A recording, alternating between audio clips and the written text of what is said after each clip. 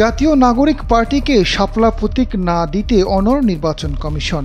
বিপরীতে শাপলা না পেলে রাজপথে নামার হুঁশিয়ারি দিয়েছে দলটির নেতারা। ইসির কাছ থেকে নিবন্ধন সংক্রান্ত চিঠি পেলেও প্রতীক নির্ধারণ হয়নি এনসিপির। গত 28 ফেব্রুয়ারি রাজনৈতিক দল হিসেবে আত্মপ্রকাশের পর থেকে ইসির সঙ্গে দলটির নিয়মিত বৈঠক চলছে।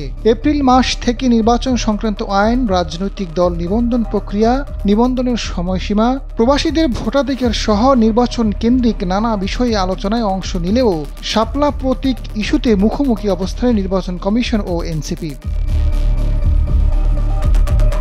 নিবন্ধন নিয়ে জটিলতা নেই, কিন্তু কাঙ্ক্ষিত প্রতীক পাওয়া নিয়ে অনিশ্চিত হয়ে পড়েছে এনসিপি। জাতীয় প্রতীক শাপলা হওয়ায় নির্বাচনের বিধিমালার তফসিলভুক্ত না করার সিদ্ধান্ত হয়েছে বলে জানায় নির্বাচন কমিশন। এমনকি শাপলা সাদা, লাল কোনোটি পাওয়ার সম্ভাবনা নেই দলটির। তবুও দ্বিতীয়বারের মতো একই প্রতীক চেয়ে আবেদন করেছে তারা। শাপলা প্রশ্নে নির্বাচন কমিশন জুলুম করছে, তারা অত্যাচারের ভূমিকা পালন করছে বলে অভিযোগ করেছেন এনসিপির মুখ্য সমন্বয়ক নাসির উদ্দিন পাটোয়ারি। তিনি জানান, শাপলা প্রতীক খুব অল্প সময়ে ধানের শীষের কাছাকাছি জনপ্রিয়তা পেয়েছে, যার কারণে এনসিপির পছন্দের প্রতীক পাচ্ছে না।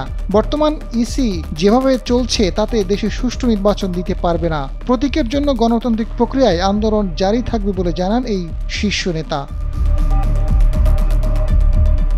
এদিকে আগামী 7 অক্টোবরের মধ্যে কমিশনের তালিকাভুক্ত প্রতীক থেকে একটি বেছে নিতে এনসিপিকে চিঠি দিয়েছে ইসি।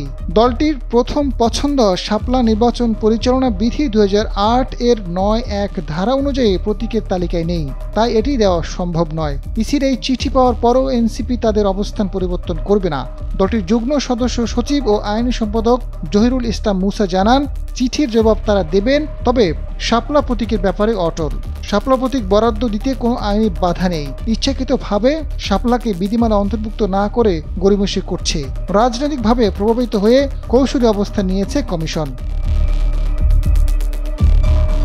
শাপলা পেতে জটিলতা কোথায়? এ বিষয়ে সংবিধান বিশেষজ্ঞ স্বাধীন মালিক জানান, ফ্ল্যাগ অ্যান্ড এমব্লেম অর্ডার 1972-এ বলা আছে, বাংলাদেশের প্রতীক হবে শাপলা। এতে ধানের শীষ ও পাটের কুড়ি থাকলে শাপলাটাই হচ্ছে মূল, যে কারণে শাপলা কোনো রাজনৈতিক দলের প্রতীক হতে পারে না। এজন্য কোনো একটি দলকে শাপলা প্রতীক দেওয়া উচিত হবে না বলে মত দেন এই সিনিয়র আইনজীবী। আজাদ ফারুক, ডেস্ক রিপোর্ট, সময়ের আলো।